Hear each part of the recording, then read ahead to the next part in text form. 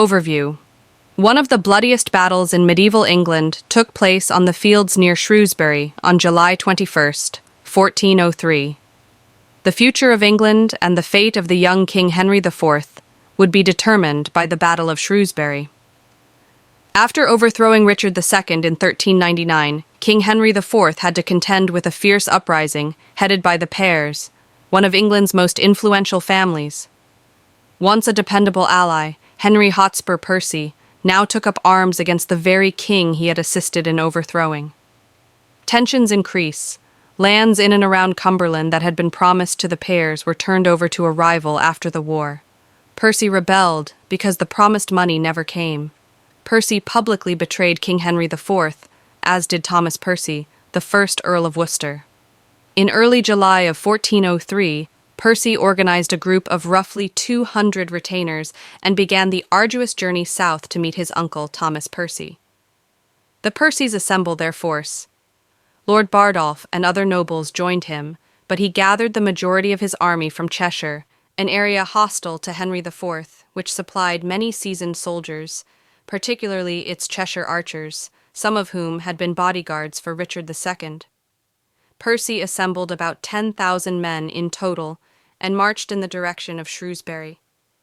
Henry IV acts only on July 12th, when he received the news at Burton-on-Trent, did King Henry IV learn of the Percy forces. He had already amassed an army of about 14,000 men, including infantry, mounted soldiers, archers, and knights in heavy armor. He had assembled this army to fight the Scots, but he quickly changed his mind and chose to confront Percy's immediate threat. He redirected his army and marched west toward Shrewsbury. Pre-battle movements. On July 20th, both forces reached the Shrewsbury region and established camps north and south of the Severn River. To cut off Percy's escape route to Chester, King Henry's army crossed the Severn the following day at Upington, roughly a mile east of Shrewsbury. Now a fight was certain. Just before the fight. Soon after learning of Henry's intention to cut them off, the Peers organized their forces and established battle lines. The knights wore helmets with visors and steel plate armor. The knights carried daggers, swords, shields, and various types of mace or clubs, despite the heat of the day. A strong bow was carried by English archers. Archers carried hatchets, daggers, and swords for hand-to-hand combat. In the intense summer heat on July 21st, King Henry IV brandished his sword and the battle. The conflict starts. The battle began with a tremendous barrage of archers. Early on, there were significant casualties as both sides let loose a barrage of arrows. Thousands of men were killed by the arrows' ruthless force, frequently before they could even fight one another. Chaos broke out in the field. Swords and axes clashed with armor and shields, creating a loud clash of steel. Prince Henry joins the conflict. In addition, Prince Henry was there to defend his father, King Henry IV. He entered the fray with his bodyguard. The sheer number of arrows that flew between the two sides was said to have darkened the sky. Generally speaking, Percy's Cheshire bowmen were superior, and Prince Henry suffered a horrific wound after being struck in the face by an arrow during the battle. The charge of Hotspur. With bravery, Hotspur led his army in a valiant assault on the king's army.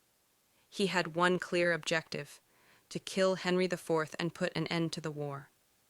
At one point, the king's standard was taken, and as word of Henry's passing spread, confusion swept through the royal ranks.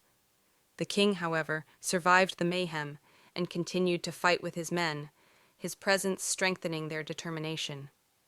Despite its audacity, Hotspur's charge would ultimately prove deadly. The death of Hotspur. He was killed instantly when an arrow struck him in the face in the middle of the battle. The battle changed course when he was killed. The retreat of Percy's.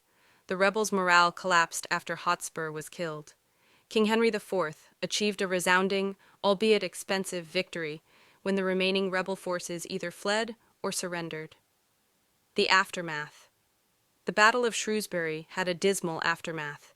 Numerous notable knights and nobles were among the thousands of men who had been slain. At a high price, King Henry IV had snatched his throne. Despite being put down, the uprising revealed the weaknesses of his rule and the profound rifts that existed within the kingdom. Tensions with the Percy family and other resentful nobles would persist in the years to come, even though Hotspur's passing had removed one of his main rivals.